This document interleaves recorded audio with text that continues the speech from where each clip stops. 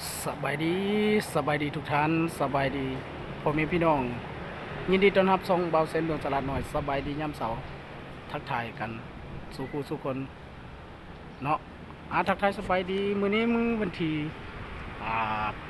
19ของเดือน11 2025พี่น้องเอ้ยทักทายอีกเทื่อนึงเนาะเมื่อวานนี้เราก็ลงคลิปอยู่ในซุ้มส้มที่เฮาเฮ็ดเวียกพี่น้องเอ้ยซุ้มส้มนี่ก็คิดบอนเฮาเฮ็ดเวียกพี่น้องเอ้ยเนาะสินทางแต่ซองทักทายกันสุคนเด้อมื้อนี้เป็นมื้อวันพุธวันที่19เดือน11 2025ทักทายสบายดีทุกทานผู้ที่เคารพนับถือและฮักแพงทักทายกันตอนเช้าพี่น้องเอ้ย2-3 มื้อก็ลงเทื่อนึงพี่น้องเอ้ยบ่มีเวลาเฮาเพราะว่าบ่เป็นเมืองสาระน้อยก็อาจสิพยายามพี่น้องเอ้ยพยายามลงคลิปทุกมื้อแต่ว่าบางมื้อก็ลงบางมื้อบ่ได้ลงพี่น้องเอ้ยขอโทษขออภัยนำทุกท่านผู้ที่ติดตามรับชมของบ่าวเส้นเมืองสาระน้อยพี่น้องเอ้ยเนาะมื้อนี้ก็อัปเดตคือเก่าพี่น้องยังบ่ทันได้มีรถเด้อพี่น้องเอ้ยเนาะมี2 คันอันนี้รถเจ้าของอันนี้เป็นรถเขาเจ้าฝากมาที่คืนนี่พี่น้องเอ้ยเดี๋ยวนี้หากลับมาเมื่อกี้นี่พี่น้องเนาะบ่าวเส้นเมืองก็มาปึ๊บก็ถ่ายคลิปปั๊บรถพี่น้องเอ้ยเนาะทักทายกันยามเช้า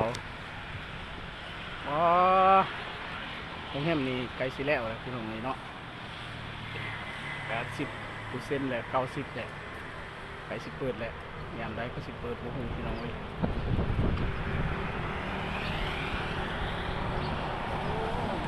อัปเดตภาพบรรยากาศพี่น้องเอ้ยมื้อนี้หนาวกว่ามื้อวานนี้ธรรมดาพี่น้องเอ้ยมื้อนี้หนาวฮอดยามฤดูหนาวเลยเด้อทุกท่านรักษาสุขภาพตื่นเช้ามาก็ต้องกินน้ำร้อนพี่น้องเอ้ยก่อนสิไปเวียกเนาะ ถ้าบ่กินน้ำร้อนมันโอ้ยไปเวียกยากพี่น้องเอ้ยเนาะฤดูหนาวเลยเดือน11 12ก็เริ่มหนาวพี่น้องเอ้ยเนาะอันนี้ก็ยังเดือน11คือเก่าแต่ว่ามันก็หนาวเลยพี่น้องเอ้ยเนาะทุกท่านก็ขอให้สุขภาพเข้มแข็งพี่น้องเอ้ยอยู่เย็นเป็นสุขกายสบายใจอย่าเจ็บอย่าจนลำรวยถ้าผู้ใดเห็นคลิปนี้ก็ขอให้ลำรวยเบิดสุขคนพี่น้องเอ้ยบ่ว่าทางในประเทศหรือว่าต่างประเทศผู้ใดเบิ่งรับชมคลิปนี้ก็บ่าวเส้นเมืองกับบ่ว่าระยะห่างพี่น้องเอ้ยอวยพรอวยใส่ให้ทุกท่านจงอยู่ดีมีแรง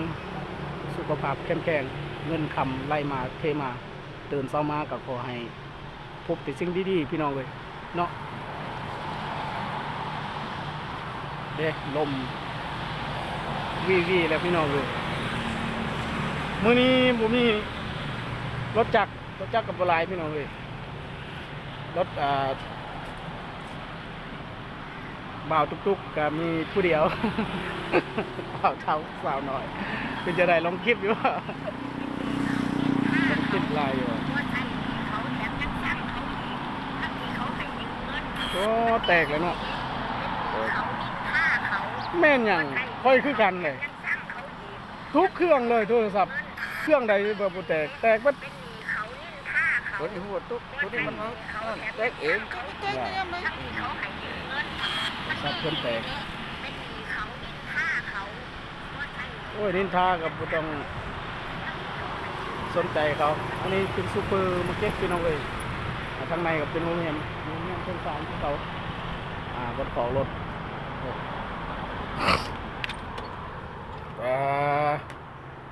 ปอมกับมยุมะยะพี่น้องเอ้ยนี่แหละบ่อนนอนบ่อนอาศัยทุกมือ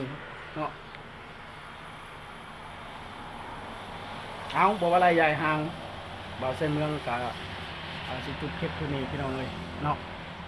สิโอยพอดโอยใส่ให้ทุกท่าน อยู่ดีมีแฮงอย่าจิตอย่าจนลำด้วยถ้าว่าผู้ใดเห็นคลิปนี้ก็ฝากกดไลค์กดแชร์กดกระดิ่งเพื่อแจ้งเตือนบนคลิปต่อไปพี่น้องเลยสำหรับคลิปนี้คลิปหน้า